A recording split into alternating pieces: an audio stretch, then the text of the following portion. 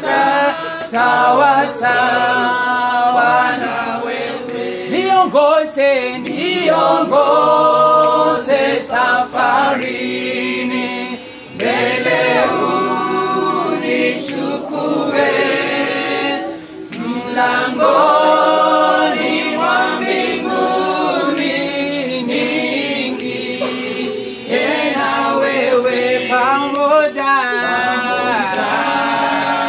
na wewe, pamoja na wewe, mlangoni mwa mbinguni niingie na wewe, pamoja na wewe, pamoja na wewe,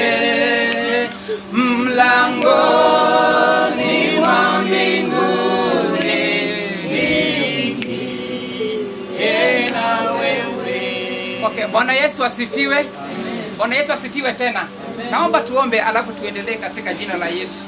Tuamini na tuombe. Baba, ni katika jina la Yesu tunakuja mbele zako asubuhi hii. Mwenyezi Mungu, katika hali ambayo Jehova tunasikitika kwa kumpoteza mtoto, lakini tunajua kwamba Mwenyezi Mungu umetufariji na unaendelea kutufariji. Tunaomba ya kwamba Mungu tupe moyo ya uvumilivu. Tunaomba ya kwamba Mungu tupe amani, kwa sababu hili ni janga ambayo Jehova ni ngumu, lakini Jehova hatuwezi bila wewe. Tuko na uhakika ya kwamba utaingilia kati safari hii, na pia Jehova utakuwa pamoja na sisi, kwa pamoja na mzazi ya mtoto, jamii mzima, majirani, marafiki na kila mmoja, ili Jehova tutakapoendelea Mwenyezi Mungu tupate nguvu, kwa sababu Mungu huko pamoja na sisi. Utuongoze na ukae pamoja na sisi mpaka tumalize safari hii, katika jina la Yesu aliye Bwana na mkombozi wetu. Amen. Okay, Bwana Yesu asifiwe. Amen. Naomba tutulie sisi wote, kwa sababu kwa kweli tumeona imefanyika, lakini kwa hakika Mungu ako pamoja na sisi, na bado Mungu anatupigania katika kila jambo, ya kwamba hata ingawaje tunalia siku ya leo, lakini kesho Mungu atatutendea mema katika jina la Yesu. Poleni sana kwa familia na kila mmoja ambaye amekuja, tuvumilie tu, kwa sababu haya yote yanafanyika na neno la Mungu linatuambia kwamba wale ambao wanaishi wanajua ya kwamba watakufa. Sasa hili jambo si geni sana, lakini tuvumiliane, tuko na nguvu ili tumalize safari ya mtoto huyu kwa njia nzuri. Kwa familia, wacha Mungu washikilie na wasaidie na washike kwa mkono wake wa kuume, ambao Biblia inasema nitawashika kwa mkono wangu wa kuume, nitawafariji na nitawatia nguvu. Mimi naitwa Kemboi. Kemboi ni mchungaji wa Ivana pale Chebisas Academy, na tumekuja tukiwa wengi, tukiongozwa na manager wetu na walimu pamoja na wazazi wachache wa Chebisas ambao wameweza kufika pamoja na sisi. Kwa hivyo nitaomba kwa unyenyekevu ya kwamba Mungu azidi kuwashikilia familia na atushikilie tunapoanza safari hii. Si rahisi, kwa sababu inanikumbusha mtumishi wa Mungu Daudi. Wakati mtoto wake alipoaga, alikuwa tuna tumaini moja, na hilo tumaini ndio ningependa tuweze kuwa nalo. Na alisema hivi katika kitabu cha Samuel ya kwamba ni kweli niliomba ya kwamba Mungu asiniondolee mtoto, lakini mtoto ameweza kuondoka. Na kwa sababu ameondoka, yeye to believe that Ivana is gone, but we have one faith that because Ivana was a beautiful angel, we have hope that we are going to see Ivana. If we trust in Jesus, we don't trust in Jesus and believe in Jesus Christ, we'll never have another opportunity to see Ivana again. But because we are people of faith, we trust and believe that God is going to give him, ya kwamba tutaonana na Ivana siku moja. Nitaomba niweze kuchukua nafasi hii kwa heshima kubwa nimkaribishe manager wa shule yetu aweze kusema, alafu kisha baadaye tutapea watu wengine waweze kusema. Amen. Asubuhi tunashukuru Mungu kwa sababu ya uhai, kwa sababu ametuweka pamoja licha ya kwamba tuna changamoto hili ambalo limetupata kama jamii ya Chebisas na wasasi wa mwanetu huyu na sake Ivana Chepkoech. Sisi kama shule tunasema pole kwa sababu ya janga hili. Janga lenyewe limetupata kwa mshangao mkubwa, kwa sababu huyu mtoto achekonjeka vile ni ile ambayo tunaita short illness. Na kufikia Monday asubuhi tukaarifiwa kwamba Ivana Chepkoech hayuko na sisi. Ilikuwa ni jambo gumu kwetu sisi kama walimu, kama shule mzima ya Jebusas, na tunasema pole. Waja Mungu akuwe mfariji mwema katika maisha ya kila mmoja wetu. Blessing Chemtai, tulia, waja Mungu akusaidie. Najua ni ngumu kweli kumpoteza your immediate cousin, but waja Mungu atusaidie. Poleni sana. Wacha Mungu akawasaidie. Mungu atawatendea mema. Usife moyo, bado kuna tumaini. Wacha Mungu awatendee mema sana kwa sababu ni uchungu kweli. Poleni, wacha Mungu awatendee. Mimi ni ukaya hawa watoto. Ninasema pole watoto yangu. Omwite leo, omwite sio watu gore mtongo la kwa ngara ngoni. Omwite yule. Omwite ngore na ngara. Mungu mwite tu. Hata walimu poleni pia. Kila mtu poleni kwa sababu huyu mtoto amechukuliwa na Mungu asija kapata dhambi. Yeye ameenda bila dhambi. Kwa hivyo wacha aende, tumuombee aende mzuri. Huyu hajakosea mtu, hajakosea nani hapa duniani, anaenda mbinguni bila kupingwa, bila kukwazo yote. Kwa hivyo mimi nataka tukienda nyumbani, ili tulie sisi wote, mpaka tufike nyumbani, tuweke mahali pema pazuri. Ala Mungu Mwenyezi apate kufanya nini? Apate kumpokea. Wapendwa wa Bwana, Bwana Yesu asifiwe. Amen. Mimi nataka kusema pole kwa familia, pole kwa kanisa, pole kwa shule ya mtoto huyu. Tumekuja kwa njia ya usuni na tunataka tujitie moyo kwa sababu tukiwa katika dunia hii tunajua sisi ni wasafiri, tuko tu kwa muda. Na kwa sababu kila mtu ako na kalenda yake, wapendwa, mambo haya yanapotupata inakuwa ni afueni kwa wale ambao wako katika Kristo. Na mimi nataka kuwatia nyinyi moyo kwamba tuko na tumaini kwamba tutaonana na dada huyu ambaye chambo yeye ni bado changa. Hakika ako katika mikononi mwa Muumba wake. Hata sisi hivyo vile sisi tumepangiwa ni penye tu hatujui ni lini tutaenda, lakini kwa sababu jambo hili limetupata inafaa tujitie moyo. Na kama kuna watu wako na matumaini ni wale ambao wamepeana maisha yao kwa Kristo. Yes. Na kwa sababu tumepeana huyu mtoto kwa Bwana na Yesu mwenyewe akasema ajeni watoto waje kwangu, yeye anajua ni kwa nini jambo hili limefanyika. Nataka tu kuwatia nyinyi moyo katika neno ambayo inapatikana katika kitabu cha Deuteronomy 29:29.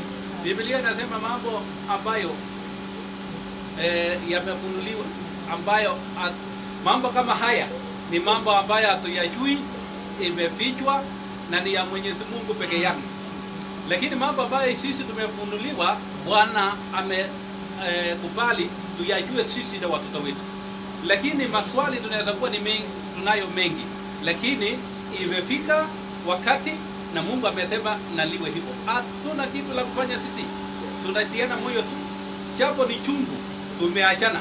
Tumaini letu ni kwamba wakati ukifika bado tutapatana na dada huyu, kwa sababu amebeanwa kwa Bwana. Sisi tumekuja kutiana moyo. Nataka kweli tutiane moyo ili tukifika nyumbani tuwatie moyo wale wengine, kwa sababu mahali mchungaji amesema msikue kama watu wengine ambao wana tumaini, lakini wale wako na tumaini ni wale wako katika Kristo, kwa sababu wako najua kwamba watakutana na mwenda zake.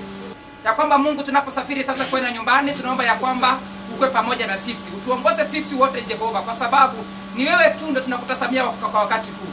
Ya kwamba Mungu tufika nyumbani salama, tumalize kazi ambayo iko mbele yetu salama, na sifa zote na shukrani zitakurudia katika jina la Yesu. Mwenyezi Mungu tupe nguvu ya kutosha, au tupe amani katika kila jambo. Mwenyezi Mungu asafiri pamoja na sisi sasa, tufike nyumbani tukiwa salama katika jina la Yesu aliye Bwana na mkombozi wetu. Amen.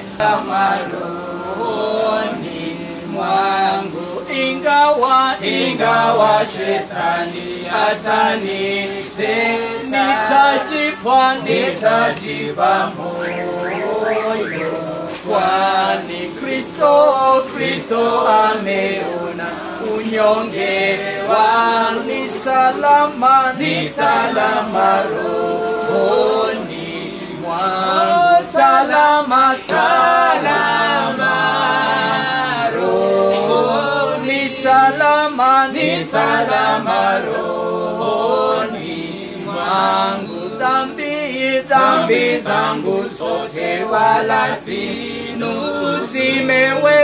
zimewekwa msalabani, wala sichukui laana ya. Ni salama rohoni mwangu, salama salama roho, ni salama rohoni mwangu, salama salama roho, ni salama rohoni mwangu, salama salama roho, ni salama rohoni mwangu, salama salama roho, ni salama rohoni mwangu, salama salama roho, ni salama rohoni mwangu.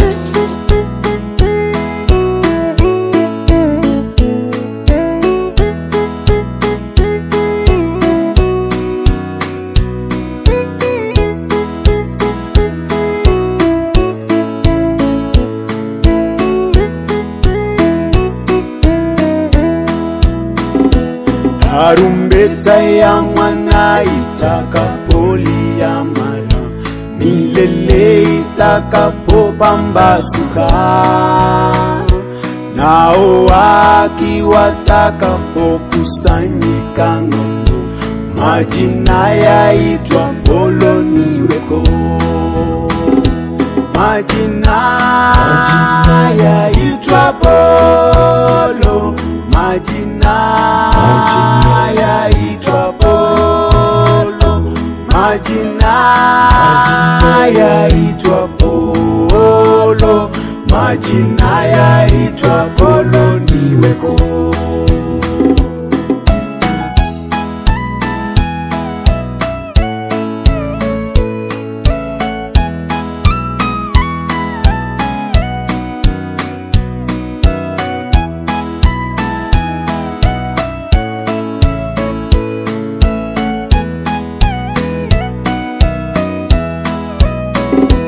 Siku ile watakatifu watakapoamka na kuondoka huru kaburini, watakapokusanyika makaoni kule juu, majina yaitwa polo niweko, majina yaitwa polo, majina yaitwa polo, majina yaitwa polo, majina yaitwa polo niweko.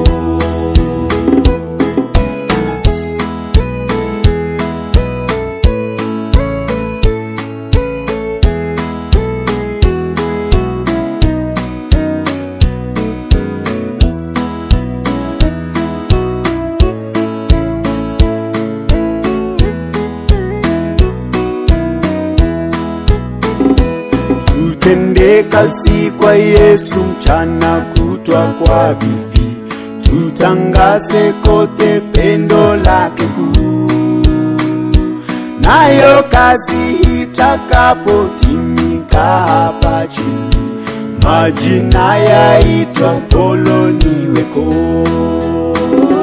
majina yaitwa polo, majina yaitwa polo, majina yaitwa polo, majina yaitwa polo niweko, majina yaitwa Polo, majina yaitwa Polo, majina yaitwa Polo, majina yaitwa Polo niweko. Majina yaitwa Polo, majina yaitwa Polo, majina yaitwa Polo, majina yaitwa Polo niweko.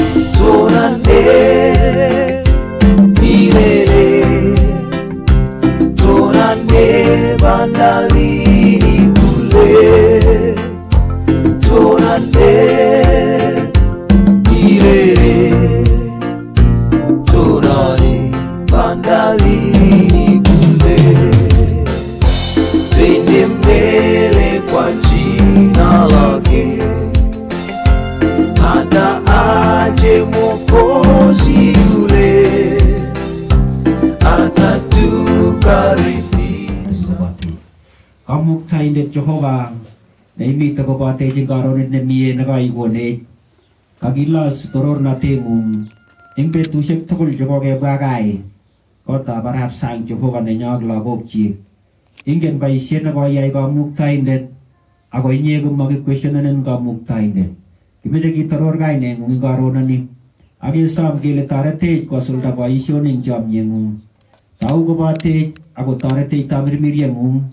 Kakotelelso kiboitinikuk asikobit kong'any sirutik ak kong'any sobonwekab biik eng kailet nekiil Jehova kokonech chomyengung ak kotulionso mugulelwekab chi age tugul.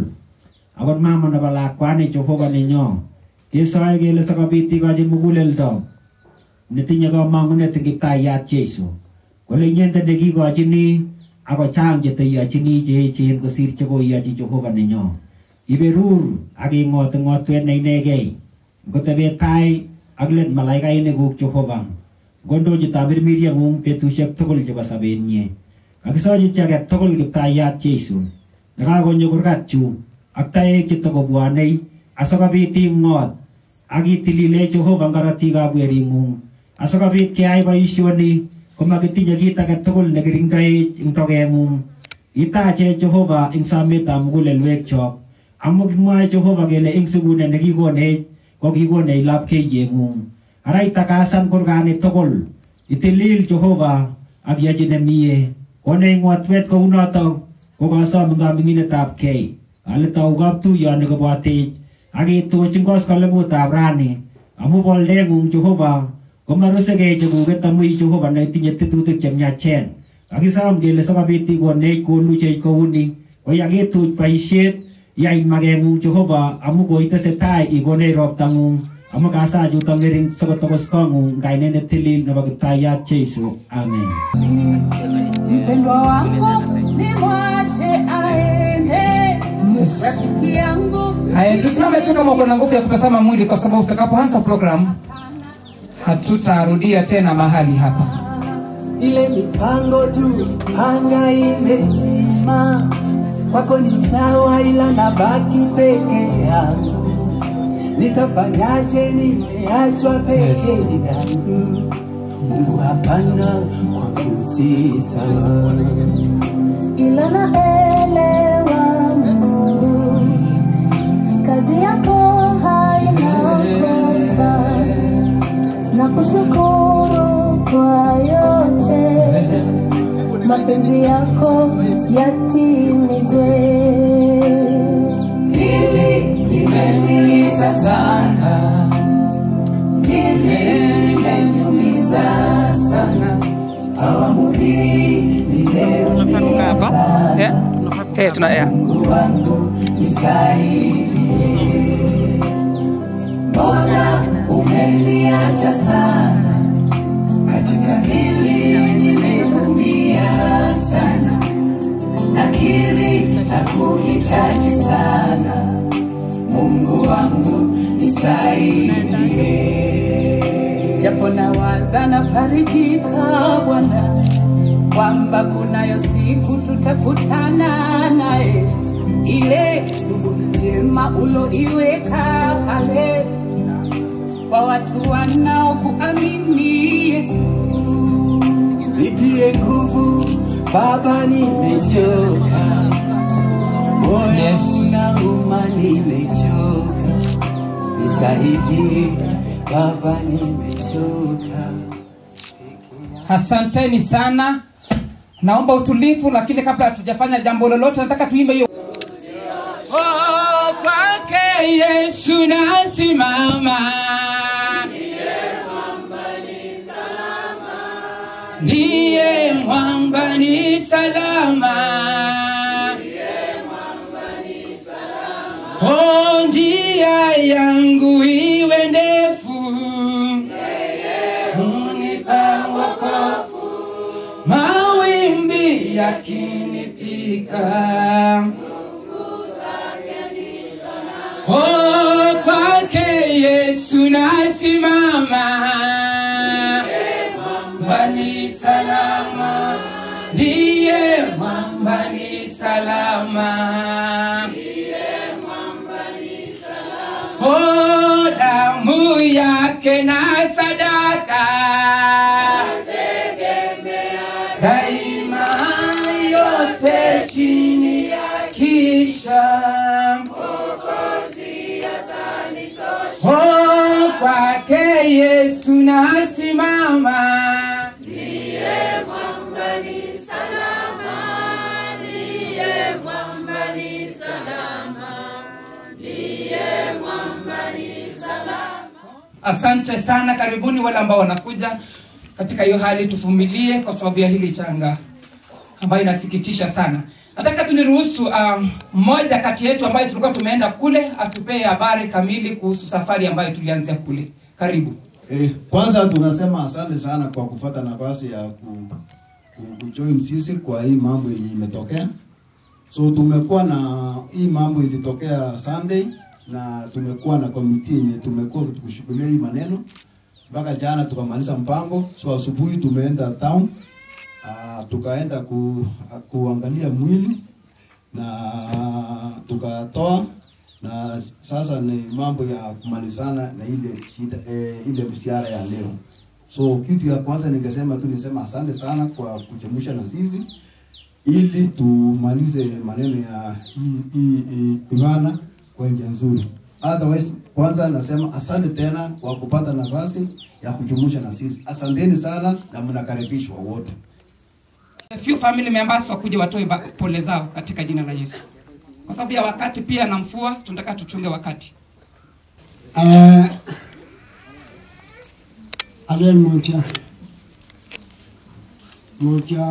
karolino moja bujumbi kapo kuiku moja ngane moja ngautukon aku kapo kuiku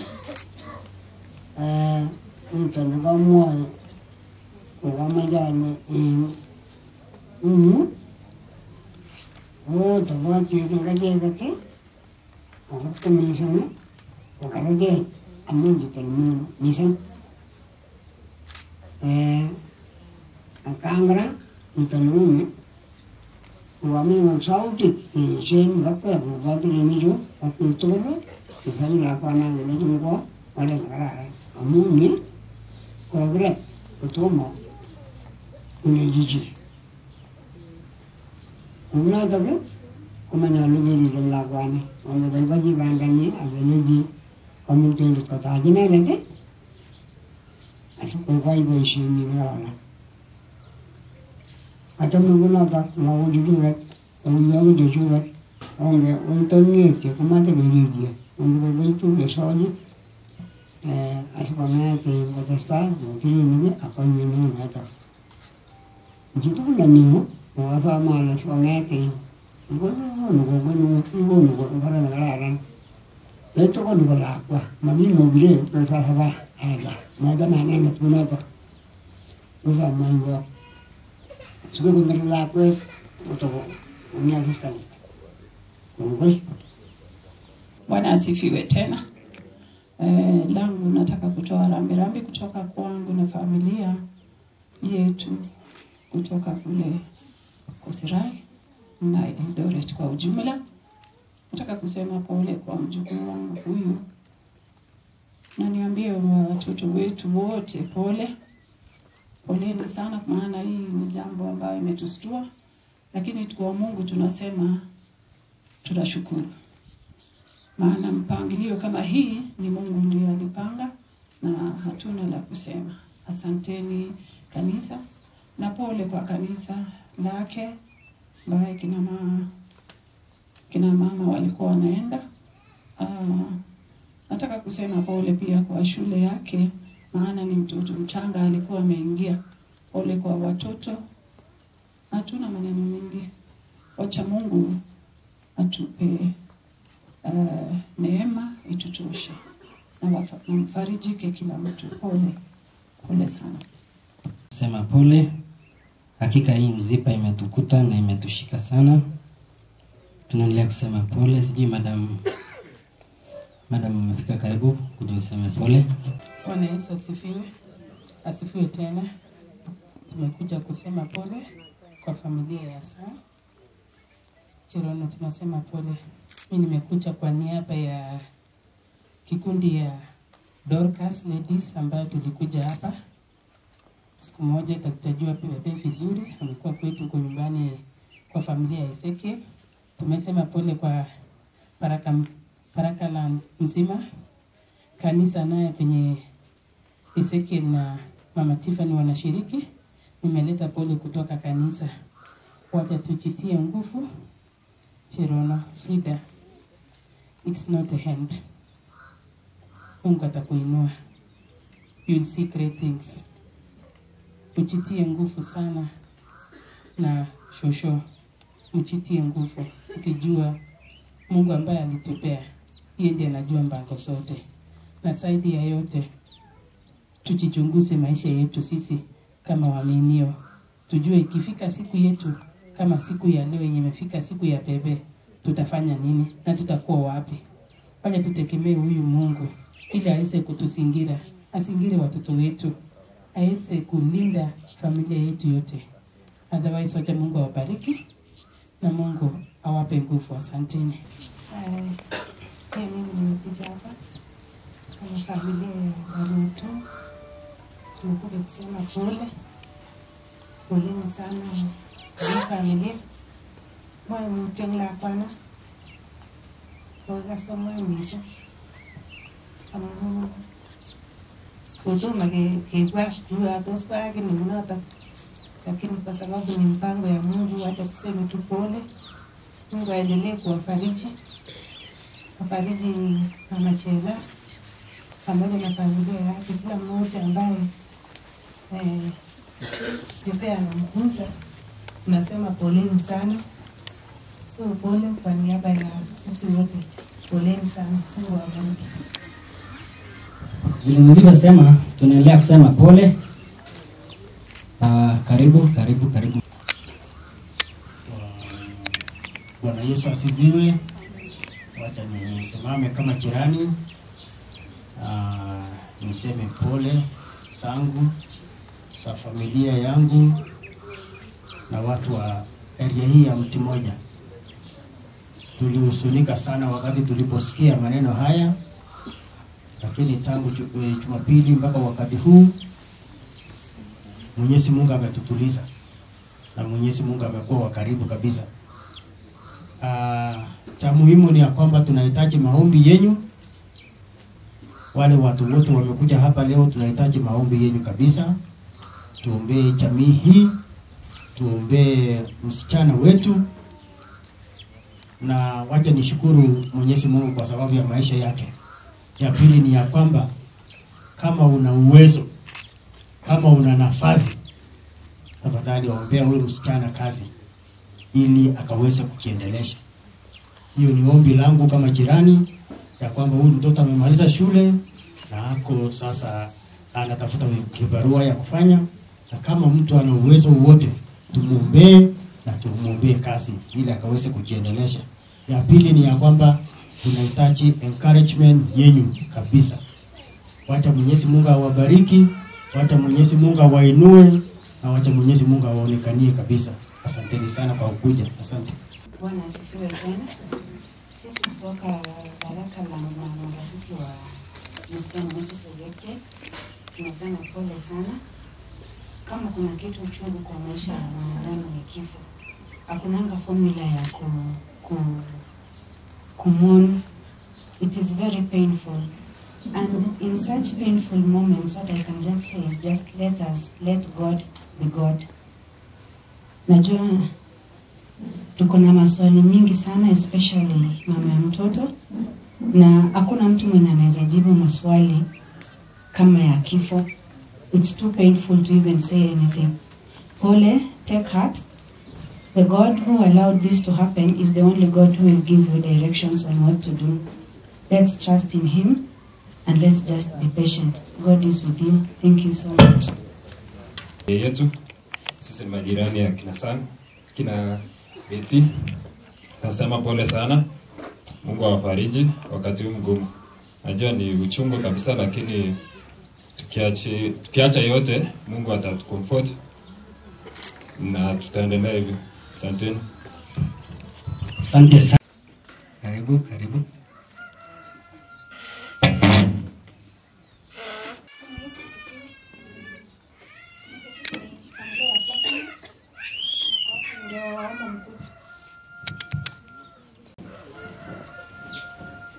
This is the family of Platinum. Kwa niaba ya Platinum, kwa familia poleni sana. Frida, pole. Tumsifu Yesu Kristo. Tumsifu Yesu Kristo tena. Kwa majina ni Dana Hevale. Nafanya na Platinum. Frida ni mmoja wetu. Na tunasema tu pole. Kwa mtoto aliyelala, raha ya milele umpe e Bwana, Mungu wa milele mwangazie. Apumzike kwa amani. Amina.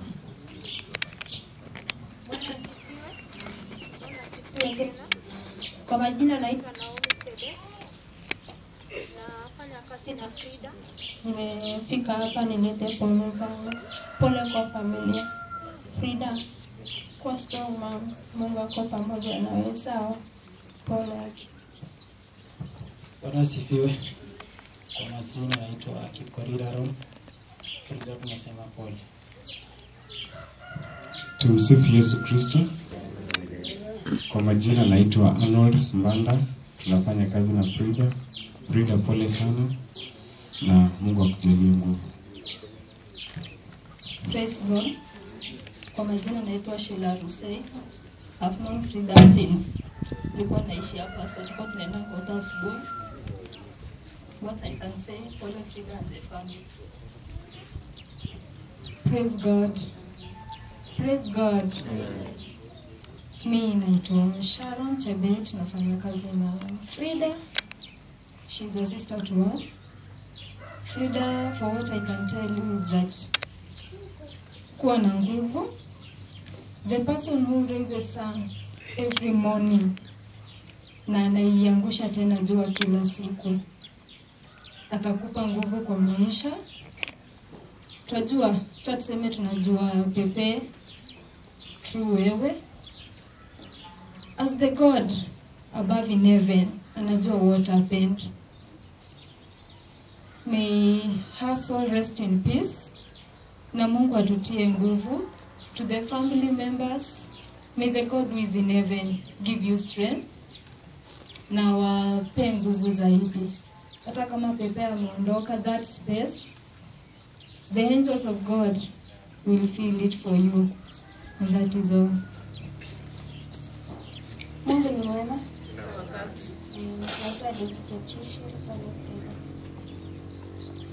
Praise God. I'm Melody. I work with Frida. She has been more than a sister and a friend. Tulijua mengi sana kuhusu Pepe through her. It is a gap that we can't fill, but wacha tuombe Mungu endelee kutupatia nguvu na let the little girl rest in eternal peace. Praise God. Frida is a friend.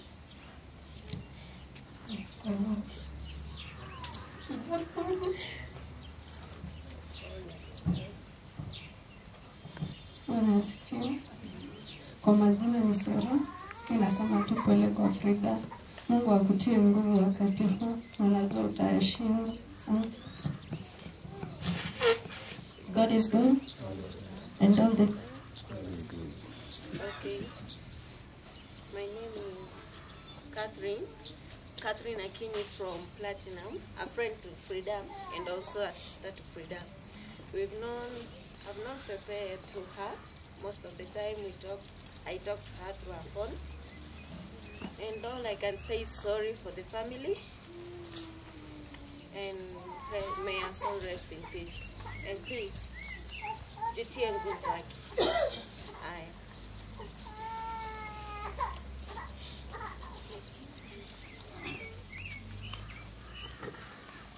Praise God.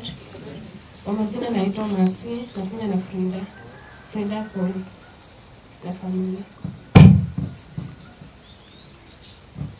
Bwana Yesu asifiwe. Kwa majina naitwa Mlezi. Nafanya kazi na Frida. Frida pole kwa msiba wa familia. Ni vizuri mtoto Yesu Kristo mpesi. Bwana Yesu asifiwe. Asifiwe tena. Kwa majina ni Barbara Chenasia, nafanya kazi na Frida. Kitu naweza sema tu Frida pole sana. Acha Mungu akupe nguvu wakati huu mgumu. Alafu may even soul rest in eternal peace. Thank you so much Platinum Fadhaniti, na pia tunasema poleni. So waja Mungu atufariji sisi zote. Asanteni sana. Mungu awabariki. So tunapoendelea naona Bwana asifiwe. Ongea huwa mune. Sisi huwa mune. Na nashukuru sana. Nataka nichukue nafasi hii pia niseme pole. Mutia chero. Mutia beres. Aglagoki. Akpiga apkaji kuno sarai. Mutia misi. Macha nafasi na mapole. Nimestuka sana. Hiyo mambo nimesikia leo. hata japita wanawa nilikuwa natembea hivi kile jamaa amechita hivi nikauliza nati mtoto ameaga. Poleni sana. Familia ya Peres ni kama mama yangu, alinichunga nikikuja hii area. Nimetoka pia Nandi. Kwa ile gabore. Kwa Peres nikiniwa kama mama yangu. So nimehusinika sana. Mmoja wa jijiro alijipole, kina chumba, kina chela, poleni sana. Matuna yani nikizungulala nyumba ile kitu inanifurahisha ile pastor alisoma ile kifungu cha kwanza kwamba kana amo musi amo ara kasema kule lwekwa kuye me Kristo kutuke kuto sekeje kuye nget Kristo. Unajua kuna swali pastor ameuliza hiyo. Kuna wakati uliaenda masisi na kijana wangu mdogo. Kitu tukasita la kwa mimi. Kwa tewa na la kwa kule hai baba. Ngano la mehet ko ta uleji tanu ako ndo mine kali asa gemba la kwane otu mite siginde awara kan sabanda ni so pole jero angana le ko ta tai gere ngale ke tang ke bala kwan ke jeni la ke ne mema yake nge joba mane se ko uno to o mite ango bura ke ta ya pole sana. Tumsifu Yesu Kristo. Daima na milele. Okay, nashukuru Mungu. Wacha niseme kazi ya Bwana haina makosa. Nimekuwa nikiobserve kila mtu akikuja hapa anasema tumsifu Yesu Kristo. Kana kwamba hata vile neno linasema tumsifu Bwana hata kama mambo ni mabaya, hata kama mambo ni mazuri, Mungu wetu huwa anabaki kukua Mungu kwa hali zozote zile. Ya, na tunamsifu hata kwa hii msiba imepita, ni uchungu, ni ngumu sana. Lakini hata hivyo anasema bado tumrudishie shukrani. Ya, niko hapa kwa niaba yangu na kwanza niaba ya familia yangu sababu mimi ni rafiki wa Paris. Tumetoka mbali. We have a history. Tangu tukiwa wasichana wandogo in our early 20s. We used to be friends. Nikiona hata watoto wake watu wakisaliwa tukiwa pamoja. I'm a very great friend of Paris. And by extension, the whole family. Nimekula hii nyumba. Sio mara moja. And this loss, hata mimi naisikia ndani yangu. Na nilisikia wakati niliambiwa huyu mjukuu yetu ameondoka. Ya, lakini wacha tushukuru Mungu tu kwa yote. Paris, tunasema Mungu awafariji, Mungu apatie nguvu. Hata Frinda, wacha Mungu akuwe msaidizi. Wacha Mungu akuwe kimbilio, wacha Mungu akuwe tegemeo. Sababu hakuna lingine tunaweza kusema. Sijui kama nilisema jina yangu, naitwa Janet from University of Endred, and I know there are very many of us here. Sijui kama ni wakati ya watu wa university kukuja kutoa pole zao. Okay. Yeah. For now, let me say also on their behalf, maybe if they will get time to come and kusema pole zao ni sawa sawa. Lakini kama mtapata nafasi, sisi watu from University of Endred, we send our condolences to this family na tuseme tuko pamoja na tunaombea na Mungu asindi kuwapa nguvu. Asante. Jina langu ni Diana Koske. Tunatoka kule Chuakali. Tunaishi na Lea, dada yake Mama Cherono. Poleni sana kwa familia. Pole Frida. Pole Mama Frida, pole familia mzima. Walikuwa wakikuja kule kwetu. Huyo mtoto alikuwa mtoto mchangamfu. Alikuwa jovial, alikuwa ako na furaha kila wakati. Tumehuzunika sana, lakini Mungu anajua sababu. Tumesema shukuruni kwa kila jambo, kwa maana haya ni mapenzi ya Mungu kwenu. Tumshukuru Mungu kwa sababu yeye mwenyewe anajua ni kwa nini. Na hilo pengo Mungu mwenyewe ataijaza. Poleni sana.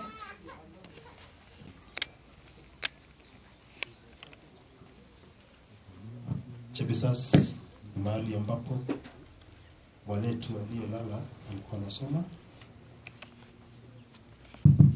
Bwana asifiwe. So ndawapatia kipasa sauti wataje jina na neno moja la faraja. Bwana asifiwe. Bwana asifiwe tena. Nataka nichukue nafasi hii kusema pole. Pole kwa familia. Pole kwa mama Brenda, Ivana, baba tuacha. Pole kwa Go na familia mzima. Wote Mungu atufariji sisi zote. Kama familia ya Jesus tunasema pole. Naitwa Mrs. Tano Elizabeth. Mimi ni mwalimu wa PP1. Darasa ambaye Ivana alikuwa zote tulijigawa tukakuwa darasa 2, so niko darasa lile lingine la blue na mwalimu wake Cha Gladys hapo pamoja nasi. Poleni sana. Bwana wasifiwe. Bwana asifiwe tena. Kwa majina naitwa Mrs. Twairu, mwalimu pale AIC Chebisas. Nataka kusema pole sana kwa familia. Nimewajua kwa muda mrefu na naomba Mungu apate kuwafariji. Apate akawajaza na Roho Mtakatifu ambao itaweza kuongoza. Wacha Mungu awasaidie sana na wabariki. Asanteni sana. Bwana Yesu asifiwe. Kwa majina naitwa Justus Kiprono. Mimi ni mwalimu pale Chebisas na nachukua fursa hii kusema pole. Bwana Yesu asifiwe.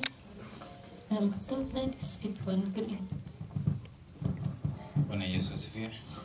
Naitwa Alfred Jabi. Poleni kwa familia. Bwana Yesu asifiwe. Naitwa Nancy Dokiwa. Poleni sana kwa familia. Bwana Yesu asifiwe. Kwa majina naitwa Priska Kibia. Poleni sana kwa familia. Good afternoon. Naitwa Sarah. Mimi ni mzazi Chebisas Academy. To the family, I send you my deepest condolences. Acha Mungu awafariji. Mungu atende mema. Because it is only God who can comfort and fill the gap that Ivana has left. May God be with you. Bwana asifiwe. Kwa majina ni Usula Bet. Mimi ni mzazi pia Chebisas. Also immediate neighbor. Poleni sana. Ivana amekuwa rafiki kwa watoto wangu. So kwa niaba ya watoto wangu wote nawaambia ni poleni sana. Tumsifu Yesu Kristo. Neema na milele. Kwa majina naitwa Richard Chesire. Ivan Chukwaji. Pole. Mama. Kwa na nguvu. Ivan anasoma na Adrian Chesire. Msichana. Pole sana kwa kami. Kwa niaba ya shule nzima na chukua nafasi hii nitoe rambirambi kutoka kwa shule yetu ya akademia ya Chebisas. Kama manager wa shule, poleni sana. Pia nimetumwa na school principal ambaye kwa sasa hayuko na sisi, ako kwa leave, amesema poleni. Jamii nzima ya akademia, wasasi, walimu na wafanyikazi wote tumehuzunika pakubwa kwa sababu ya kumpoteza huyu mwana. Frida tunasema pole. Tumekuja hapa mara kadha na tunasema pole sana kwa kumpoteza mwanao. Huyu mtoto alikonjeka kwa muda mfupi na hatujui kwa nini alituacha. Lakini awaye yote tunashukuru Mungu kwa sababu ya nafasi aliyotupa kuwa pamoja na jamii hii na hata na mtoto huyu ambaye amelala. Jamii ya Sang katika familia hii ni watu ambao wamesimama na shule yetu ya AIC Chebisas tangia wakati ulipoanzishwa mwaka wa 2013 up to date, wamesimama na sisi. Tuko na mwanafunzi ambaye alikuwa pamoja na sisi, Blessing Chemutai, ambaye kwa sasa anasoma shule ya Njonjo Girls. Ni miongoni mwa waanzilishi wa shule yetu ya Chebisas. So hakika tumehuzunika kama jamii ya Chebisas. Najua baadaye board of management watakuwa hapa. Tulikuwa na hawa juzi na in the course of the day they will be joining us.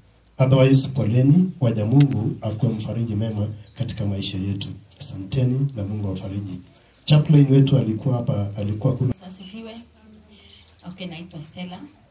Nafikiri niliitwa kama Lilian, nimenyamaza. Mimi ni pamwai kwa hii familia. Kijana yangu ni Gilbert. Msakisimama. Msichana wa hii nyumba Achela ni wangu. Na pole kwa kitendo chenye kimefanyika. Huyu mtoto kweli ni kama mchuku wangu. Huwa anakuja kucheza na watoto wetu. Na hiyo kifo ilifanya yani tusudike, lakini kwa yote tunasema Mungu aweze kushikilia mama yake. Anaonoa, wacha Mungu atakusaidia, atakupatia nguvu kukaa kapokwa alikuwa ako njiani na kuja amechelewa, ndio alikuwa anangojea pengine akasimama kwa niaba yao. Pia anasema pole na atafika. Kwa niko na dada yangu pia ametuma pole, amesema pole sana. Mungu acha Mungu awapatie nguvu. Na penye mnafanya kazi, mimi mwalimu kwa Kopteka, ametuma pole zao kwa walimu. Amesema pole kwa familia. Mungu awasaidie, atawapatia nguvu kwa hii siku yenye iko ngumu sana, lakini itawezesha iwe sawa. Bwana asifiwe. Kwa majina naitwa Gilbert. Tumetoka Nairobi na tunapenda kutuma rambirambi kutoka marafiki zetu kule Nairobi. Huku familia pia wamesema pole kwa jambo hili ambalo lilitokea. Frida amesema napenda kuambia pole, uwe na nguvu, tegemee Mungu. Asante. Okay. Bwana Yesu Kristo asifiwe. Najua wakati nilisimama kama rafiki ya Paris personally. Lakini nimetoka nyumba kubwa inaitwa University of Andres. And you can see we are many of us. Na nilikuwa tunataka kupatia mmoja wetu nafasi atoe rambirambi zetu kwa niaba ya University of Andres. Esther Nyariki.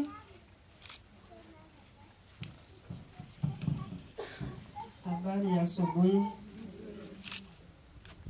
Vile tumesimama mbele hapa mnaona tumetoka kwa University of Eldoret. Tunafanya kazi na mwenzetu Perez. Tumekuja kusema rambirambi kwa mchuku wake ambaye amempoteza. Ningependa kusema hivi. Kifo kiko. Hatutahepa.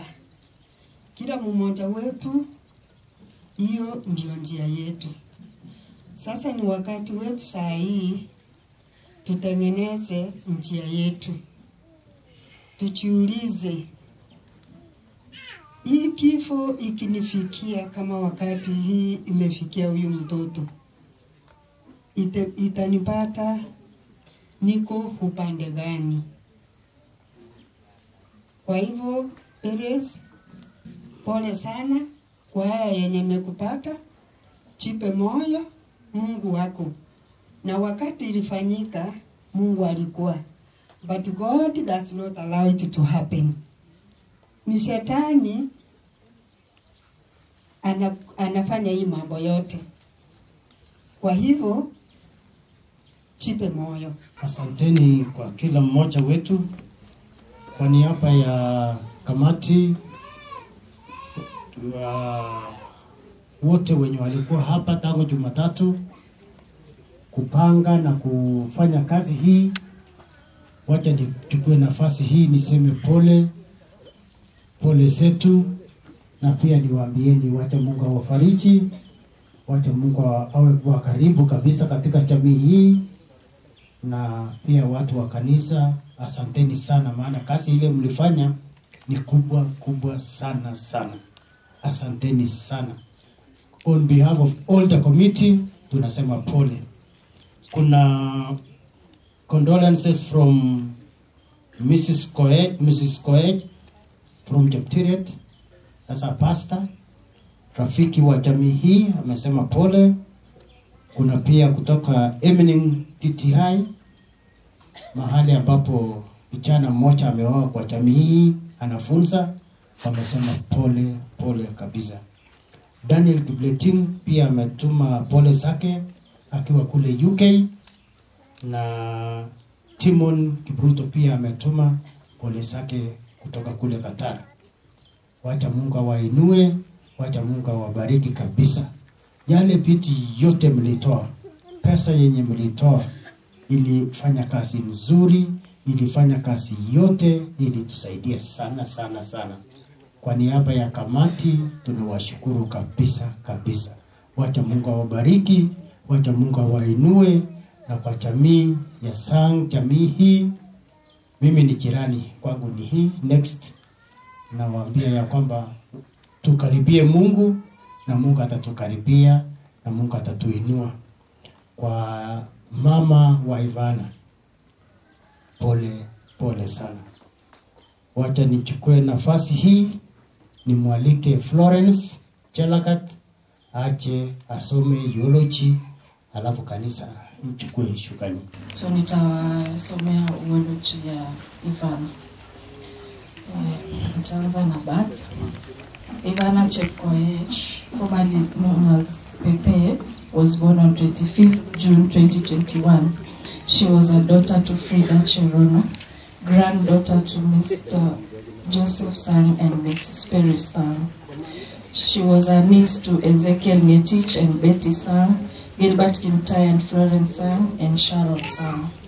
She was a cousin to Tiffany Cherop, Blessing Cherotai, Natasha Chelimo, Fidel Kiprop, Aiden Kipkoech, Elton Kigen, and a friend to many.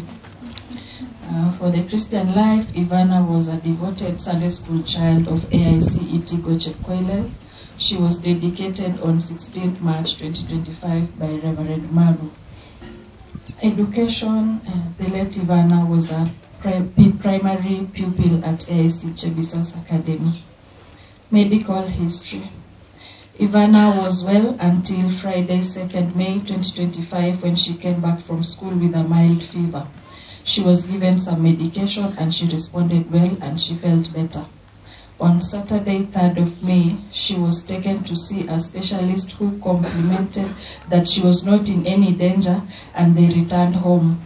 At around 7 p.m. in the evening, she developed some complications and was rushed to the hospital, was admitted under medication. At around 9 a.m. on Sunday morning, she was referred to Eldoret Hospital for ICU services, and upon arrival, the doctor confirmed that she had succumbed to the illness. May Ivana rest in peace. Thank you. Bwana asifiwe.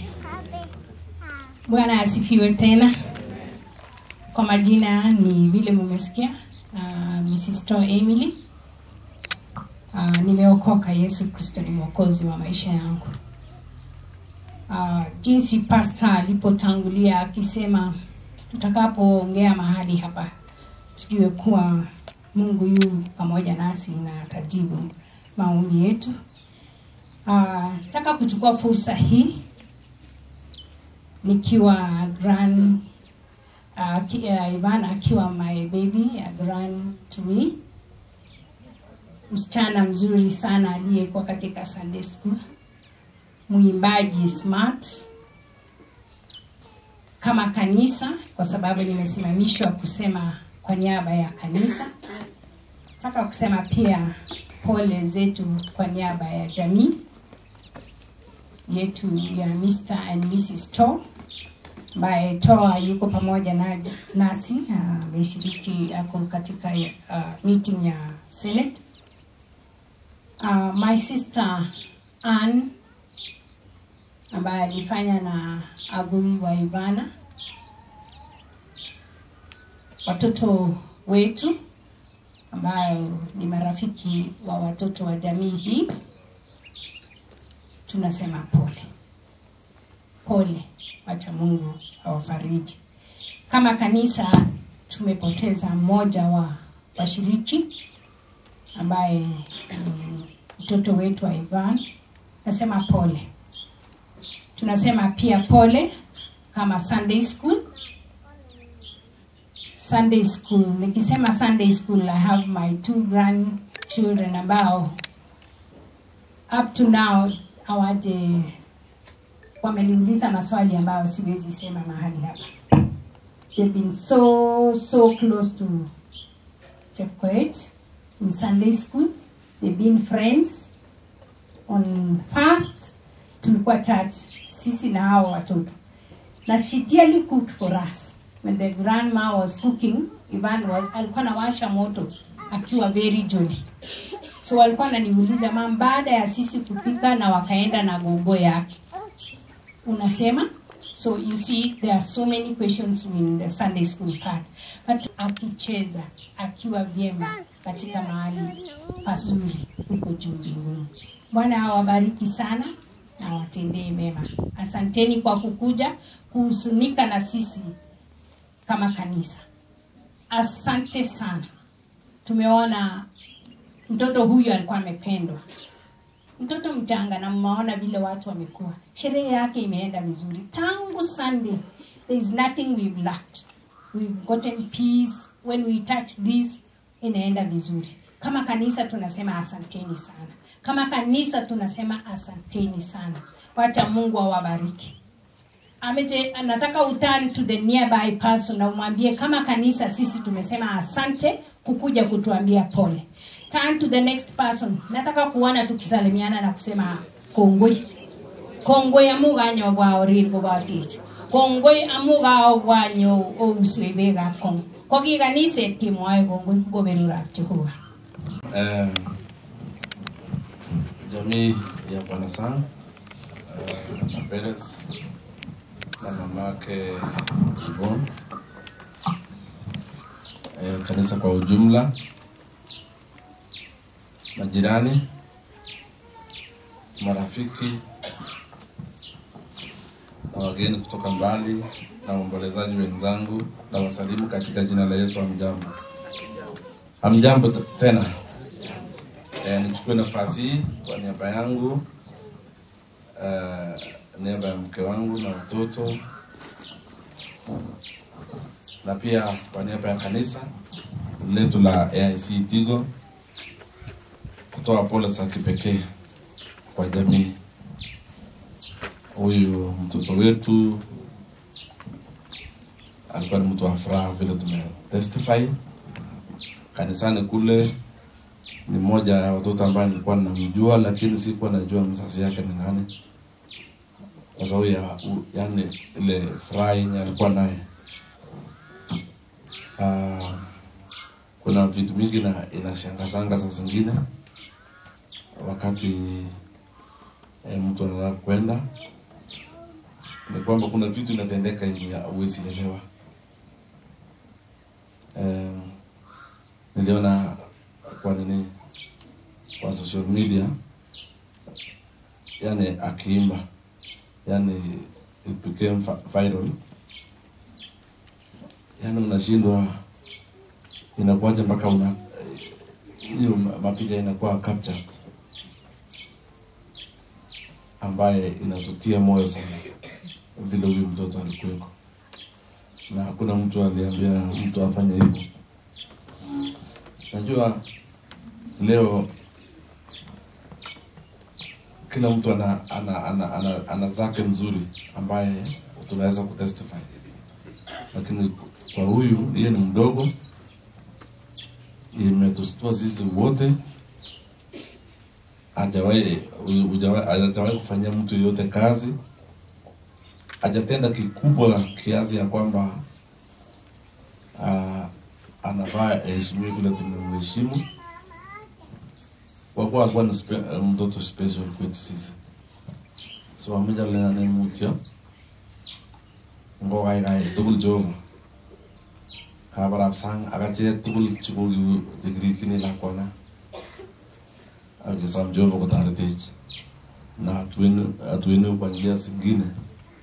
Iwe safari ya huyu mtoto ni mwanzo mpya kwa mambo mazuri ambaye itasababisha kila mtu aweze kutoa testimony kwamba ilianzia mahali fulani. Kweli shetani ni mwongo, kwa sababu wakati haya mambo yalitendeka, tulikuwa tunafurahia mambo mazuri kanisani. Tulikuwa tunafurahia mambo mazuri kanisani. Na tulikuwa tunajiandaa kwa mambo mazuri. Ilitushusha moyo baadaye tuliposikia haya mambo. Kwa hivyo shetani ni mwizi kweli. Vile Biblia inasema, na ni muuaji. Mujamisi sang Perez na watoto wako. Tutazidi kuwa pamoja, tuomboleze kwa siku ya leo, na tunajua kuna mambo ya furaha itakuja. Tumikia Mungu. Nilimwona kama anaimba wimbo fulani, sijui ilikuwa wimbo gani. Tena alifanyiwa dedication. Sasa nisema Bwana asifiwe, nataka tufanye ibada ya ajabu. Bwana Yesu asifiwe. Amen. Yes, asanteni sana. Nataka tumsherekee kwa ile kiwango tu Mungu alimpa nafasi yake na Mungu apate kupewa sifa. Nilikuwa nasoma tu hadithi moja, jambo ambalo ilifanyikia, jambo kama hili. Ilifanyika mtumishi wa Mungu Daudi. Baada ya kusamehewa, mtoto wake akakonjeka akiwa mdogo. Naambiwa kwamba David aliomba sana, mpaka akapiga makoti, akalia akiomba. Lakini maisha ya mtoto Mungu akamchukua.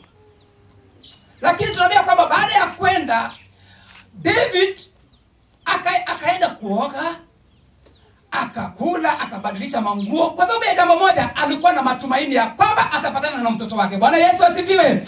Hata hilo jambo tunataka nimwambie mtoto wetu, nimekuombea sana. Na nimekuambia kwamba God will bless you abundantly. Piga Yesu makofi mazuri. Haleluya. Hili jambo si mwisho, hii itapita na kuna mazuri ambaye itakuja katika jina la nani? Yesu. Nataka tusimame tuimbe wimbo fulani hapa. Hebu tuwege 104 Kalenjin. Mkomiti jina la Kalenjin 104 iche mirona.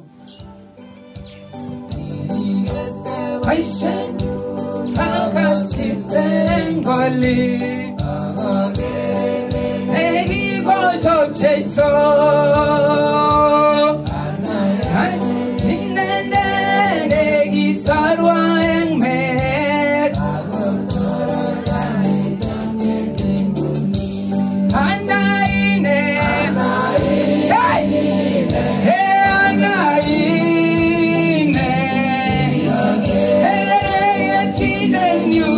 Everybody sing Anaine.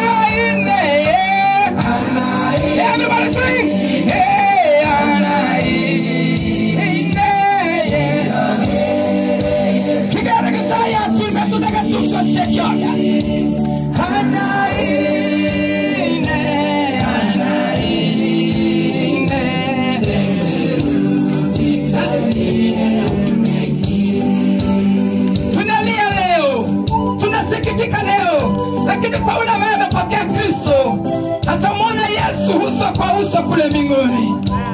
Wacha Mungu atushindanie katika hali hii. Atupiganie kwa sababu hii safari si yetu bali ni ya Bwana. Hey! Ya mwisho hapa chini.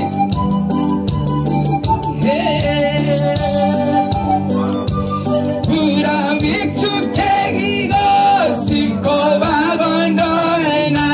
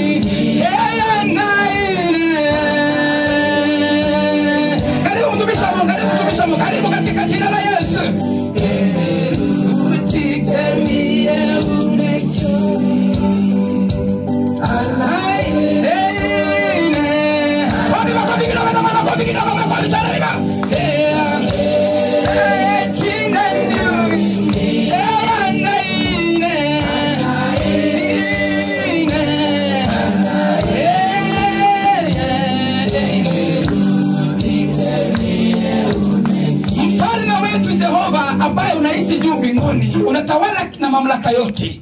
Ni wakati ambapo Mungu tunaenda kusikia neno lako ya kufariji miasi yetu na mioyo yetu. Wacha Roho Mtakatifu wa mahali hapa ipate Jehova kututuliza, tusikie neno lako katika jina la Yesu aliye Bwana na mkombozi wetu. Pigia Yesu makofi mazuri kila mtu aliye kwa ibada hii. Karibuni sana, tukae chini. Asante sana waombolezaji. Kabla sijaendelea, ningependa kuwasalimu nyote katika jina la Yesu. Mtambo. Bwana Yesu asifiwe. Uhuru wa Yesu ni wa milele kweli. Mimi ninaitwa Kasisi Timothy Korir. Mimi ninatoka Tinderet. Na pastor wenu alikuwa Tinderet. Na mimi nimefuata yeye mpaka Wasingishu. Sasa mimi ni pastor wa kanisa la AIC Ngenyileli. Tumekuja siku ya leo hapa ili tuweze kutiana moyo katika jambo hili ambalo limetufanyikia hapa. Mtoto mchanga ambaye alikubali Kristo akapeanwa kwa Bwana, na sasa kwa wakati wake mchache sasa amerudi kwenda kwa Muumba wake. Who are you upinge? Wewe ni nani uleta maoni? Wewe ni nani ulalamike? Mwenyewe amechukua mali yake, sasa hako na yeye. Wewe ni nani? Jihurumie wewe kama muombelezaji siku ya leo mahali hapa. Hata hivyo nimepewa salamu sarambe pole kutoka Reverend Maru. Ameniambia familia pole kwa sababu ni yeye alidedicate huyu Ifana kwa Mungu. So amesema pole, mpokee pole zake. Nimekuja siku ya leo hapa ili tuweze kutiana moyo kutoka neno la Mwenyezi Mungu. Kupitia jambo hili ambalo limefanyikia mahali hapa. I am smiling kwa sababu mahali Ivana hako ni mahali pa salama. Ametulia, sisi ndio tunalia. Na wakati Ivana aliweza kubarikiwa na mama yake, hii familia naamini kwamba walisema kwamba mgeni amepatikana katika jamii hii. Na kwa sababu alikuwa mgeni akikutembelea akai sana. Mgeni anakaa kidogo, anafanya nini? Anachomoka akienda zake. Sasa mgeni amefika kurudi. Sisi tutulie, Mungu, neno la Mungu ifanye nini? Ili tutulise.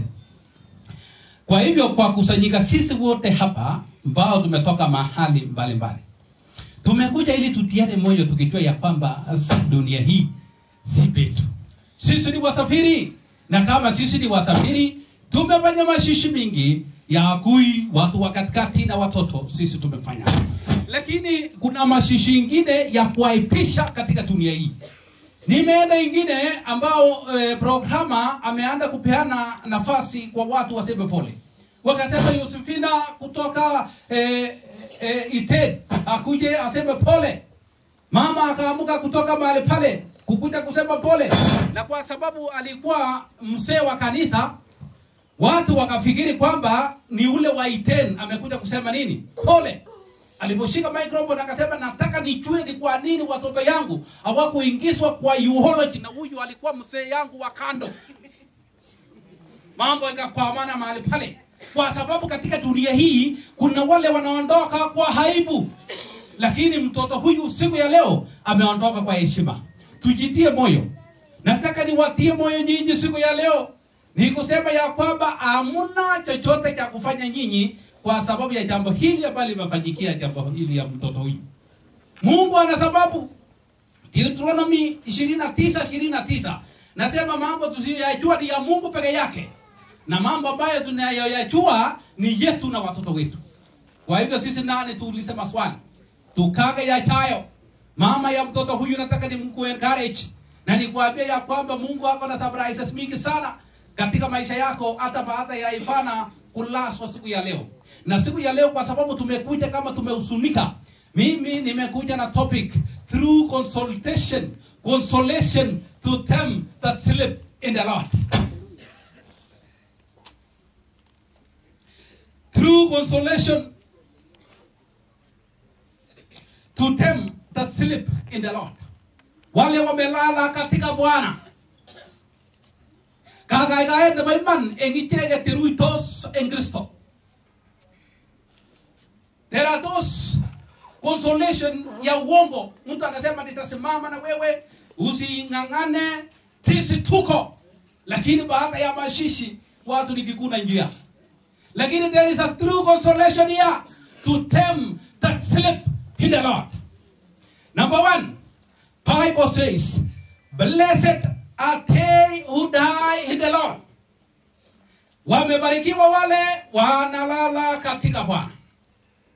Na wale wajalala katika Bwana kwa sababu kuna wale wanalala katika pombe. Kuna wale wanalala katika laana. Kuna wale wanalala katika war. Lakini Biblia hapa imesema hapa wamebarikiwa wale wote wanalala katika Kristo. Hiyo inapatikana katika Revelation chapter 14 verses 13. Blessed are them that sleep in the Lord. That is a true consolation. If you are here and you have not accepted Jesus as your personal savior, ole wako, maana ni lahana wakati wa kifo yako. Lakini kwa wale ambao wanalala katika Kristo, wamebarikiwa watu hawa. Number 2, they will rest from their labor. That is Isaiah 57 verses 1. Bible says, righteous are taken away to be spared, to be rested from evil of this world. Wanaelekezwa kando ili wasione maangamizi na mapaya katika dunia hii. Na sasa mambo yake imefanywa mapema. Ole wao wale watu wako sasa, kwa sababu wanasukumana na tabu.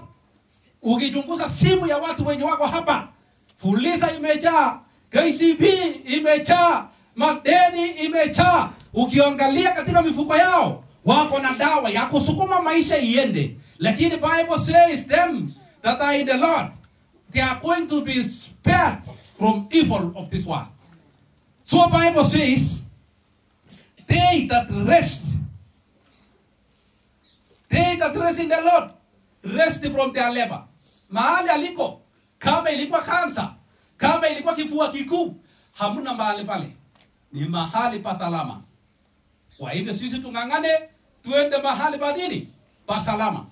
Na ikifika wakati yako imefika, haijalishi kama ulizaliwa na ukaenda, ama ulikaakaa kidogo, na ukafanya nini, ikifika time yako ya kufika, utakwenda my friend.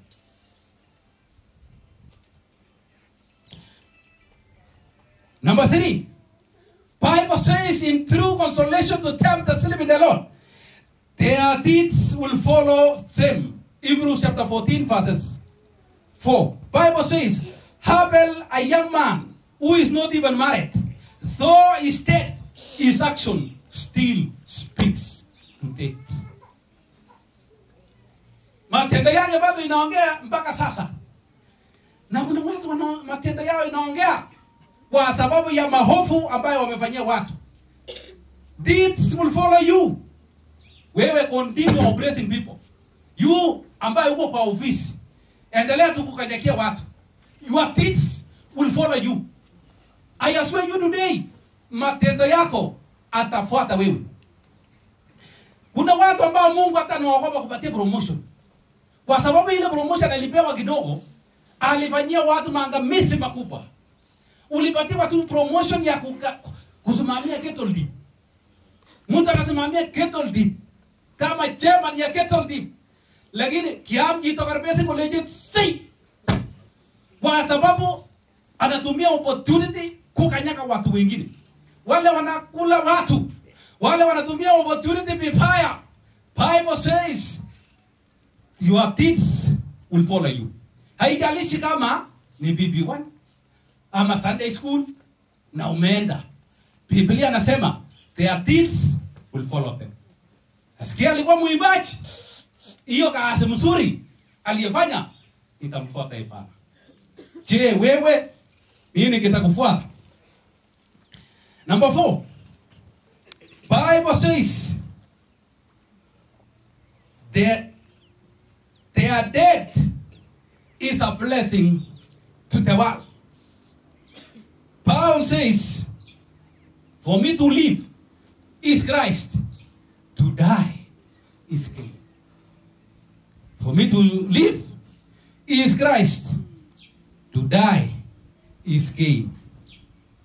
How will you be when you die? Will it be chaos, disaster, or a blessing? How will you be during the day of your death? Unajua kwa nini tunasemanga watu walikuwa wazuri, huyu mtu alikuwa mzuri, alikuwa jirani yetu mzuri na alikuwa mbaya? Ni kwa sababu hata ukicriticize hauwezi amuka tena na kurekebisha makosa yake. So the only thing that simple ni kusema alikuwa mzuri. Lakini wale wako hai, watu wanasema huyu jamaa ni shetani, huyu jamaa anapenda kukula, ndio urekebishe, usikule sana. Uko na time ya kufanya nini? Ya kurekebisha. So tunasemanga mambo mazuri kuhusu nani? Kuhusu mtu ambaye ako ameenda kwa sababu no opportunity ya kurekebisha. So siku ya leo wapendwa, tumekusanyika mahali hapa ili tuseme kwamba tumalizie kusema kwamba amepeanwa kwa Bwana huyu, so that the departed soul here today, the departed soul here today had a relationship with God. He had a relationship in a Sunday school. She had a relationship with God. Na Biblia inasema acheni watoto wadogo wache kwangu. Bwana asifiwe. Ndio watu wasifikiri wakiwa wadogo hawawezi itwa na Bwana, wanaitwa. So she had a relationship with who? God. Number 2, the departed had a relationship. The departed had a relationship with God. The departed walked with Jesus. Alitembea na nani? And now the departed is with the Lord. So ole wako mbaya uko hapa umehuzunika. Ya tunahuzunika ametuacha. Lakini kitu mbaya inatupatia moyo. The departed is with who? With God. Wacha nimalizie kusema mambo haya ambaye Paulo alisema katika 2 Timothy chapter 4 verse 7. Alafu nimalize tulase mtoto wetu.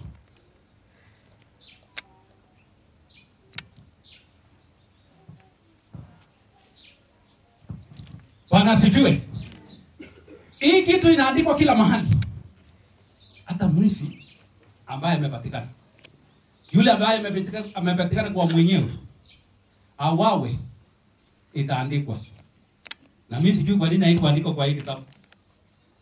2 Timothy chapter 4 verses. Bible says, I have fought a good fight. I have finished the race. I have kept it. Nani andikiwi hiyo kitu? Hata Al-Shabaab. I have fought a good. I have finished it. I have kept it there.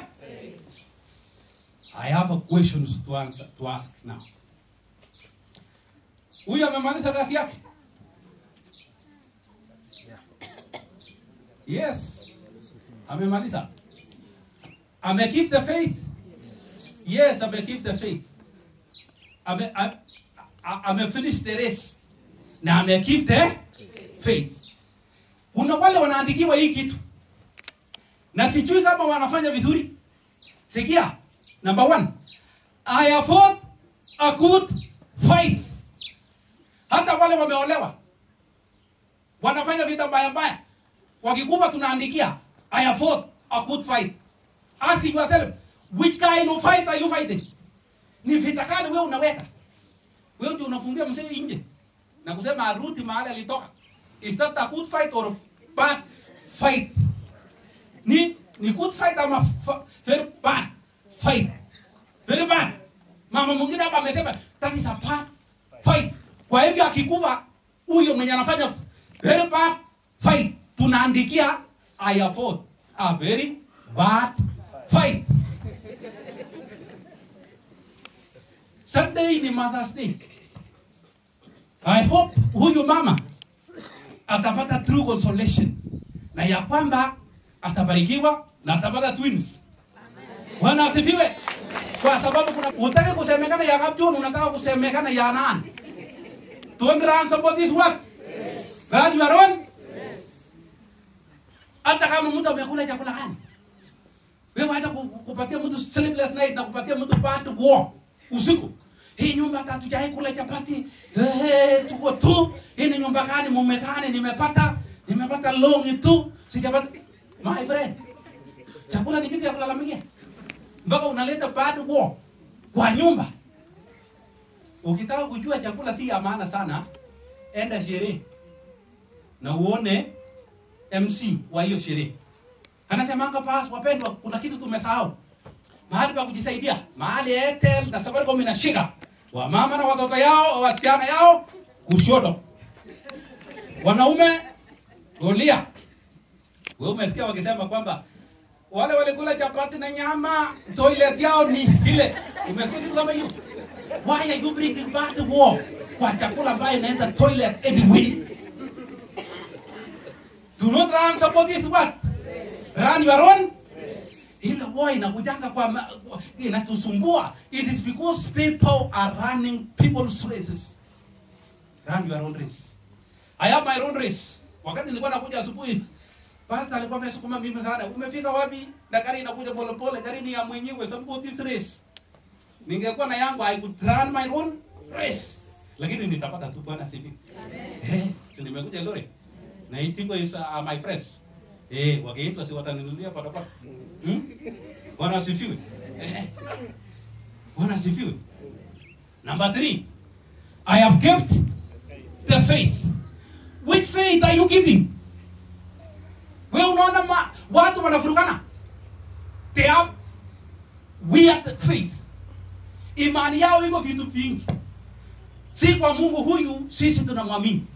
Ukiona wakikoroka sisi, ujue ya kwamba imani walionayo watu hawa si hii yenye sisi tunaamini. Uko hapa na ujai samea mtu. Umepepa kabisa uzito namna hii. Na kusema siwe kwa hata wa mama. Hawasameani. Na wanakumbuka, mama. Tangu 1980 nasema akui nakumbuka hii maneno wakati Kiblima alikuwa mto. Ukaniambia namna hii na Kiblima za hiyo. Last born yake ako Moi University. Na unakumbuka mama mpaka siku. Which faith are you giving? Have you been giving? Paul is saying, I have kept the faith. Which faith are you giving? Which faith are you giving? Is this faith that we are speaking about? Ama ni faith ingine wewe unayo yenye inahitaji upumzikie uondoke sisi. Tukae kwa amani. Give the true faith ya msamaha. Give the true faith of preaching good news. Give the true faith ya kusema mwanaume ni kitu kwa nyumba. That is the faith that we are professing. Lakini ya kusema sisi ni wenyeji, sisi ni kusema oi unataka kututawala.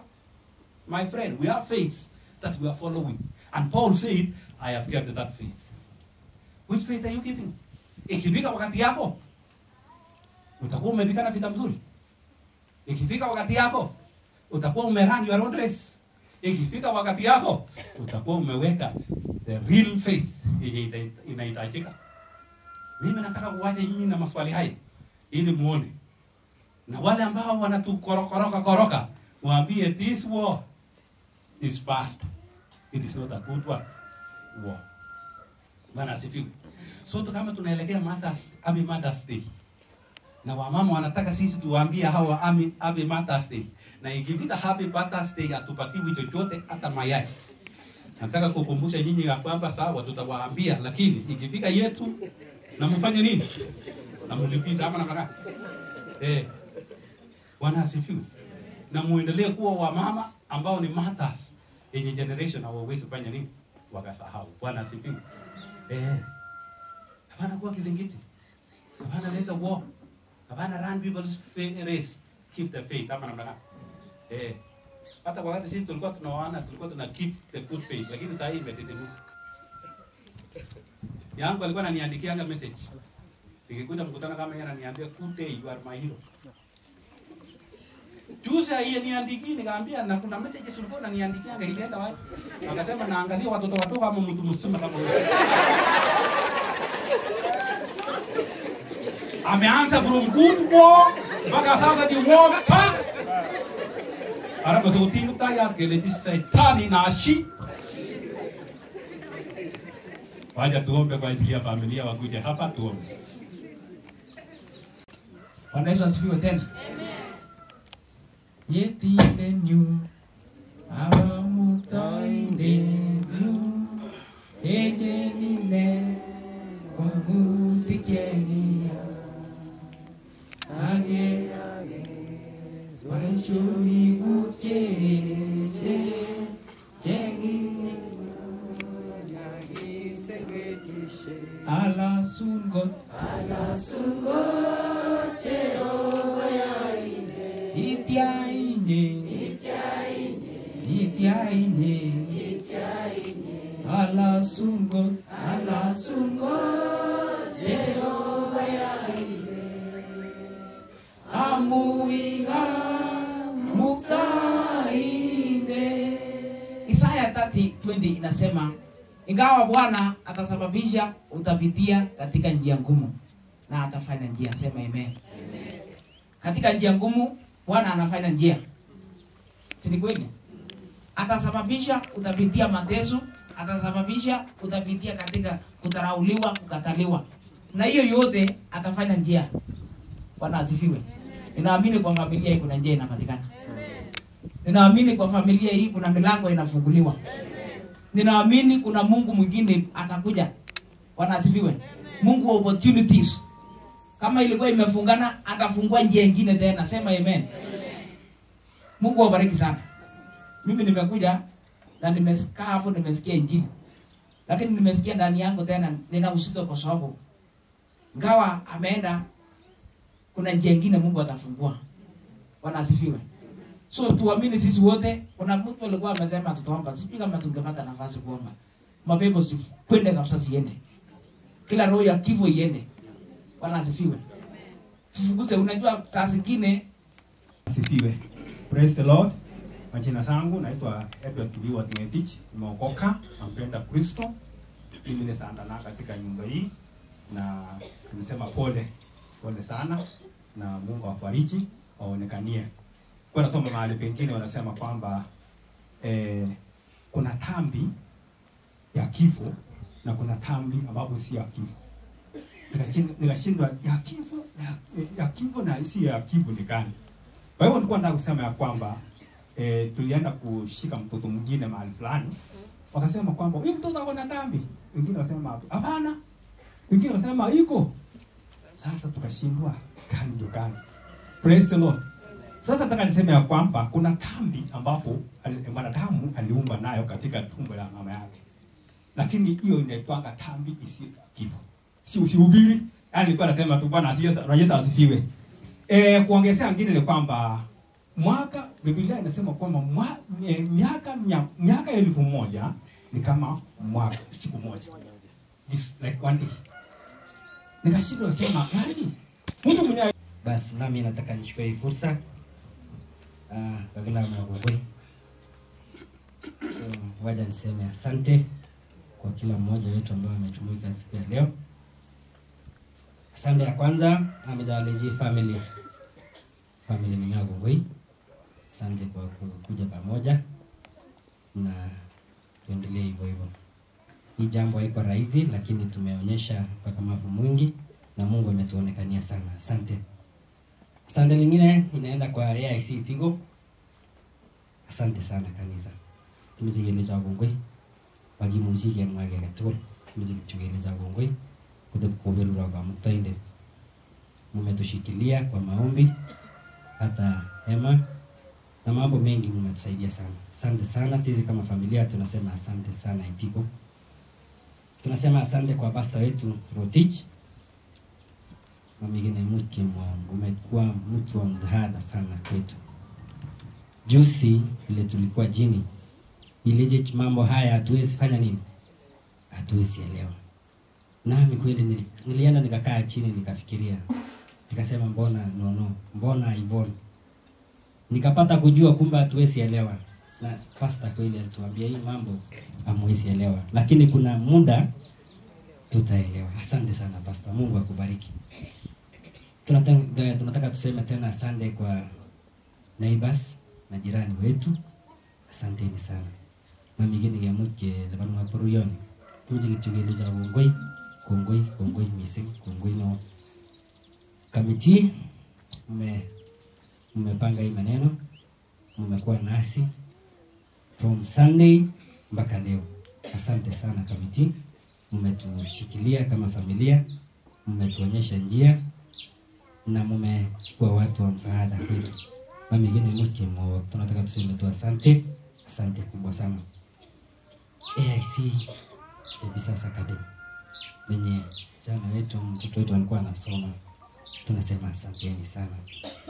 Na waje hata nanyi umehusunika mtoto walikuwa wenu, tumezigeleza poleni na asanteni sana kwa kusimama na sisi wakati mgumu kama huu.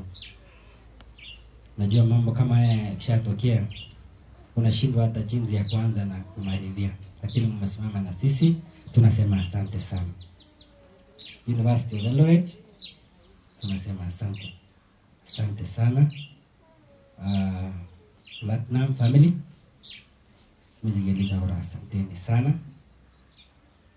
Na kila mmoja wetu ambaye alihusika ama mlifanya jambo moja ama lingine, tunasema asante.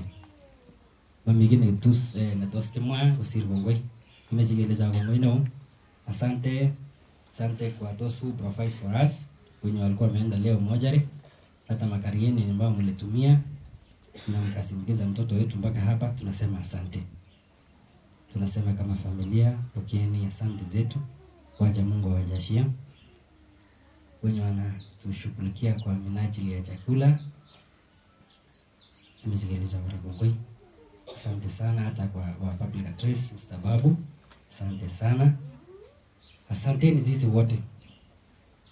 Asante, asante, asante sana. Aki tugul nekemuch konyo kongetkei ain tugul awira makitinya jengale kitos kimuch kemwa. Kimeche kichigilija gongoi kilijina kichogongoi kuberura kwa muktainde. Pamoja na hayo, Mwenyezi Mungu, tunakuja mbeleni mwako tukishukuru na kusifu jina lako. Asante Mungu wetu kwa sababu ya nafasi ya mtoto huyu Evana. Ulitupa Mungu wetu kwa kusudi, na sasa imefika wakati wake Mungu wetu, tunasema utukuzwe na uimidiwe. Nasema Mungu wetu, tazama mahali hapa kuna mama yake Frida Mungu wetu. Nataka kukapiti yeye mkononi mwako Mungu, kwa sababu uko na mpango mema kwake Jehova. Za siku za usoni Jehova, na siku baada ya hii msiba Mungu, tunaomba Jehova kwamba ukamuonekanie, umulike kutoka mbinguni Jehova, na umuonekanie Jehova kwa sababu mpango mema kwake Jehova. Asante Jehova kwa sababu ya kazi ya mkono yake Mungu.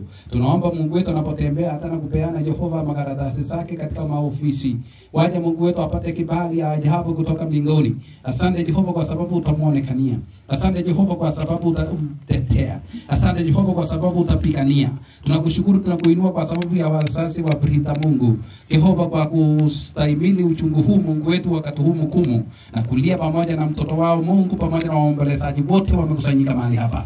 Tunataka Jehova kusema kwamba tuonekanie sisi wote, fariki jamii hii Mungu wetu, fariji na ukaonekania. Sisi wote tutaondoka Mungu, lakini paki katika jamii hii, waonekanie, watendee mema Mungu. Jehova mahali wanapofanya kazi Jehova, tunaomba baraka katika sehemu hiyo Jehova. Hata Jehova hii Platinum Group ambayo wako mahali hapa Mungu, pamoja na wale wa University ya Chepkoilel, tunaombea Mungu wetu wote baraka Mungu, wanaporudi waonekaniwe, watendewe Jehova. Wote watapaka mbalimbali Mungu ambao wamekusanyika siku ya leo mahali hapa, mapenzi yako yatendeke Jehova katika maisha yao, waonekaniwe, watendee mema. Wale wamelia pamoja nasi Mungu, waondolee hata na mauchungu Mungu wetu katika maishani mwao. Asante kwa mchungaji wa kanisa hili.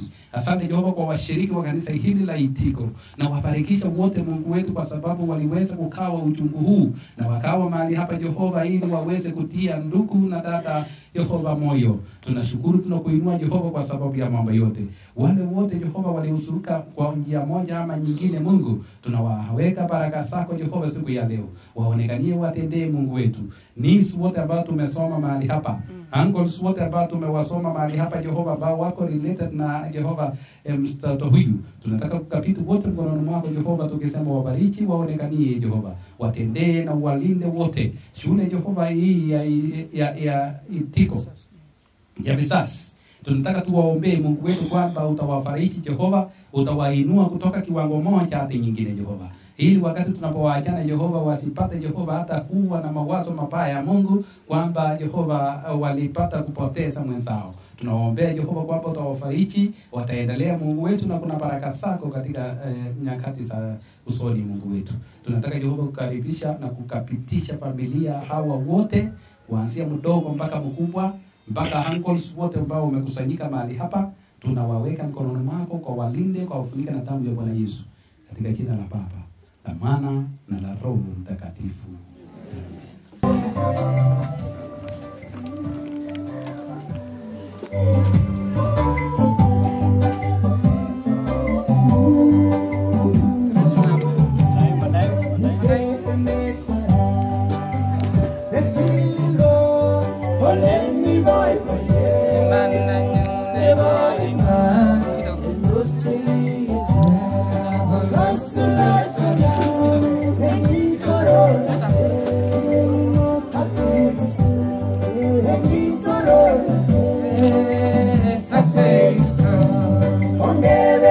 Monina nyuna chekani chu Hagimutu wala Kebetu Kisunetine Eimutagem sangwe Situnge mechunu Apandanya Situnge mechunu Apandanya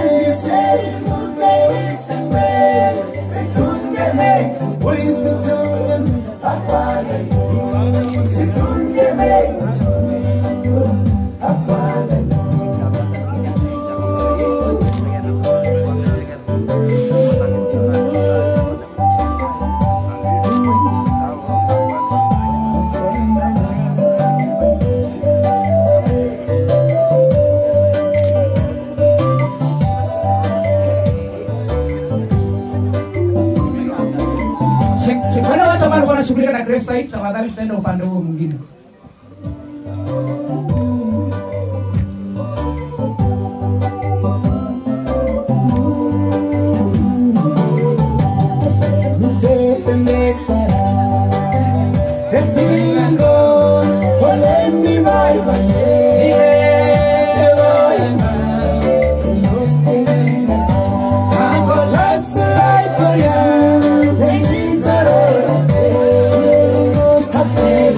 Yeah.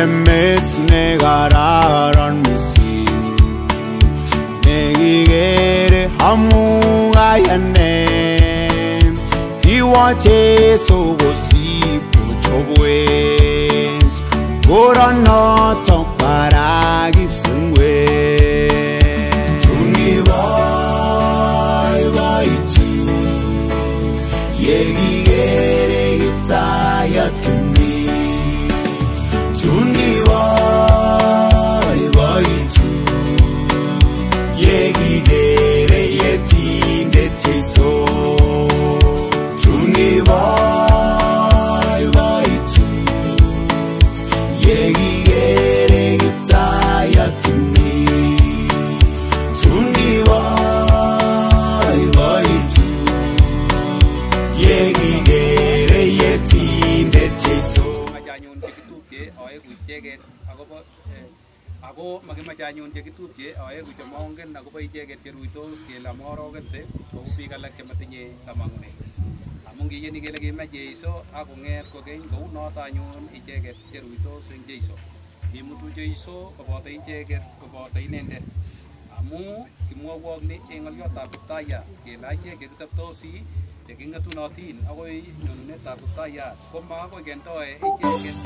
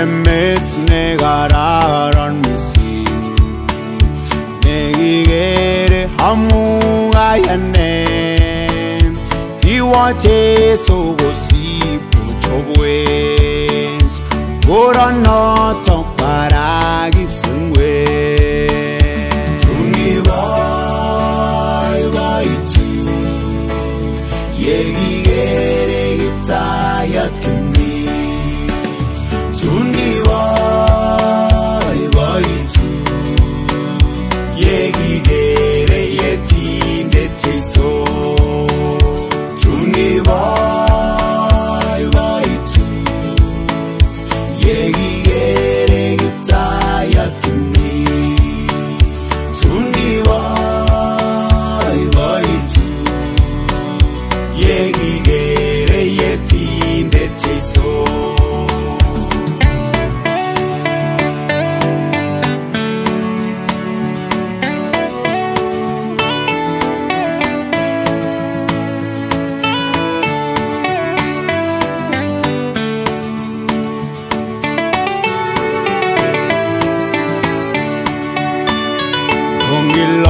sumisingwandanyo nekikone Jesu werini konunetab chomyenyi neo mami chomyet nesire notok tungiboiboitu yekikere Kiptayat kimi tungiboiboitu yekikere Yetindet Jeiso tungiboiboitu yekikere Kiptayat kimi tungiboiboitu yekikere Kongoi Jehova kuba lakwani kikone Jehova sabet Jehova nenwai Kiptayat Jehova kikiker Kiptayat Jehova aku kikararan Kiptayandanyo kiker ile mie Jehova imutinyendet Jehova eng amuneishek kukeingen kakisa Jehova kelosu kaineng'ung eng noto Jehova ara ichek cheking'adunotin Jehova une Jehova kamuket kekilgei Jehova kekilchigei orani kosochi family ini Kiptayat katelelyo eng Jehova betut nebo rani kochi kamuket Kiptayandanyo ndochi Jehova aking'otu koboto icheket Jehova betusiek tugul ipkoti Kiptayat ile kowo lakwani Jehova Jehova kowo koret nekararan nekimwa ile kowochop kwa koret Kiptayat tatun ketuitos Jehova yekewekei wering'ung Kiptayat eng bole Kiptayat amu Jehova kinyo imeche Kiptayat eng murtoyotok boten kokwokikyo kasa Jehova alosu kaineng'ung kotororin Jehova ara achek Jehova chekiteleltos Jehova eng kayanet agenge betut nebo rani koboto kaniset Kiptayat ko kit aketaung'ung koboto family asiribe Jehova kindoiwek kunot Jehova keyai makeng'ung betusiek tugul o ichorugei inyorwek kechobotin kakisa Jehova kele kongoi Jehova eng murenik Jehova chekayai boisioni iberure kindochi Jehova ara Jehova mi yumokomboi Kiptayat ak kichikoinik chekakiboisie Jehova eng boisioni meche ketakasan Kiptayat sikoyai boisionik alak Jehova amu kitakasane Jehova kele iberur Jehova sikoboisie biik eng oret nebo kararan nebo kerchin Kiptayat amu kitakasane Jehova che mokombeichu ak kichikeichu Jehova eng kainet nebo Jehova kwanda Jehova werit ak tamirmiriet netilil ketesetai Jehova kesoe kora akemwa Kiptayat kele kiboitinik tugul Jehova chekayai kasi eng yu Jehova eng amitwogik eng tuguk tugul Jehova boisiet age tugul nekomi kurgani amangot kunot Jehova iberur eng oret neinegei akot Jehova biik cherutogei kiprutoinik Kiptayat chekobwai kora Kiptayat bo lakwani Kiptayat betut nebo rani kochi banda nemie Jehova koit korikwa kochomegei indochi Jehova koi ketuye betut age eng tuguk chemyachen kelosu ketoror kaineng'ung Jehova amitwogik chekechopkei kai betut nebo rani meche keberur Kiptayat kele Jehova yekeombe keamta kalyet indoiwech ak iberurech echek tugul Jehova akot Jehova kametab lakwani kosochi kimnatet neo Jehova nebo kipsengwet kakaikaet neinegei ak indochi ing'otu koboto inendet eng oret neinegei akoi ketuye kelosu kaineng'ung Jehova eng tuguk chemyachen keberur kaineng'ung Kiptayat kele ilosunot amu kindoigei taung'ung echek tugul eng kainet nebo Jehova kwanda Jehova werit ak tamirmiriet netilil ongela echek tugul.